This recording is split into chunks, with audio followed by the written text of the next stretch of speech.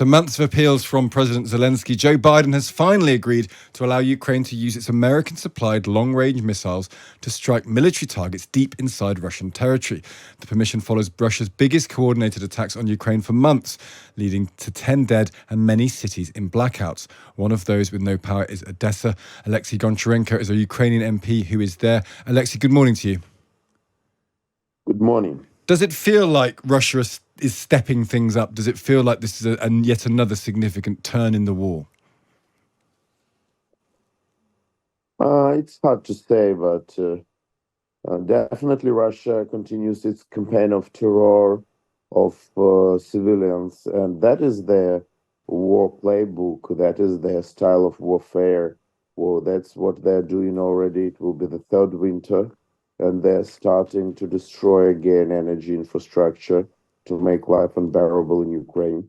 So it's nothing new, but it's very painful. I'm from Odessa and I'm here now, and there is no electricity for almost 24 hours, no, even more already. No water supply, no heating in big part of the city. So it's difficult. And we definitely, in this light, we definitely super welcome finally the decision to give us permission to attack military objects deep inside Russian territory. So that's great news. But the question is, we need not just a permission, we need the missiles to do this. So will we be provided with enough of them to make a difference? I can't tell for the moment. Also, the question is open. Biden administration is leaving. What will be the position of Trump administration on this issue? That's the question. But in any way, at least we will have some time and some possibility to hit what should be hit. And do you think what should follow now is also you being given Storm Shadows from the UK, being able to use those missiles in Russia as well? Yeah, as we know, there is Storm Shadows from the United Kingdom and Scalps from France, which is the same missile but on different names.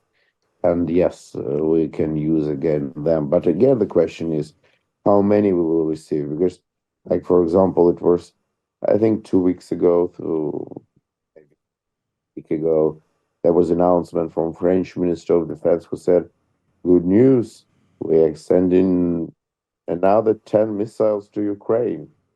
I mean, we are very thankful for all support. But you should understand that this is the biggest war from the Second World War. 1 million people involved in direct fighting, more than 1,000 miles of front line. What is 10 missiles? I mean, it's nothing. Reports of North Koreans increasing their involvement. The US say there could be up to 10,000 on the border at the moment. There's some reports it could even go as high as 100,000. How much of a concern is the arrival of North Korean troops to the theatre of war? Shows that what we said is the Third World War. The North Koreans are in Europe killing Europeans, Ukrainian army. I mean, and we are saying, oh, shouldn't escalate. Oh, let us think about what to think about. North Koreans already here. Who next? Iranians? Chinese? What Europe is waiting for? Why, and with all respect, even the United Kingdom, who was leading for a long time, but why UK was waiting before United States will decide to give permission to attack deep inside? No, we need UK to be leading the effort, and we need to stop this axis of chaos. Russia, Iran, North Korea, and China standing behind them. They are acting. They are active. They are not going to stop. Well, it's an interesting question, that Alexi, because your point is that the escalation is already happening, so there's no point in fearing it. I suppose someone on the Trump side of the argument would be we are against a world war. We don't want to be fighting China and North Korea. We don't want that scale of war to become overt, and therefore Trump wants to shut this down. That's what he said. He wants to shut down this war as soon as possible for all sorts of reasons. What that means for people like you, for Ukrainians, it is not at all clear. It's not at all clear, but I mean, we are happy. We want this war to be shut down. We want this war to be stopped.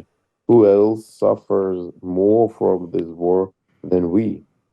The question is how. And the question is, will we shut down it with a peace or with a ceasefire?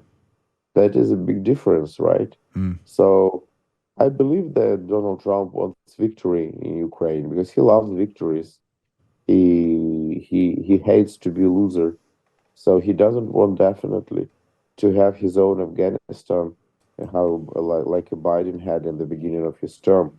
So he wants victory here because it will be his victory. But what is the victory for him? Yeah, well, And I'm not sure that the victory for him is the same that is victory for us. well, And this is unclear. yeah, well, that's got to be the hope of Ukrainians, that the two coincide. Victory for Trump and victory for Ukraine are one and the same thing. Alexi, good to speak to you. Stay safe. Thank you for joining us. Thank you. That's Alexi Goncharenko there. He's in Odessa, where there's been no power for 24 hours, saying very, very clearly, you've heard this argument from Ukrainians before, but this is already World War III. North Koreans are killing Europeans in Europe. How is that not an example of the war expanding out of just simply between Ukraine and Russia? I thought Alexi sounded very different to what he normally sounds. He Yeah. sounded incredibly tired. He did, and downbeat, didn't Yeah. he? And how this ends, because you can tell the big uncertainty in this is Trump, isn't it? Because Trump wants victory. But is Trump victory and Ukrainian victory the same thing? And he hasn't said anything yet about this, has he? But there is someone within his administration saying that this is ridiculous. Why on earth is President Biden doing this? Yeah. And if he suddenly withdraws these weapons, having the Biden escalated, and what happens then? But I hadn't really up my mind. I know we've been reporting North Korean involvement, but the idea of 100,000 North Korean troops, and are they there with the consent of China? In which case, you've got all sorts of nuclear powers engaged in hot war in Europe. It's a terrifying prospect. Yeah, exactly. That's exactly what I thought this morning when I looked at that at around about 3:40 a.m. I thought, oh, good morning. Yeah.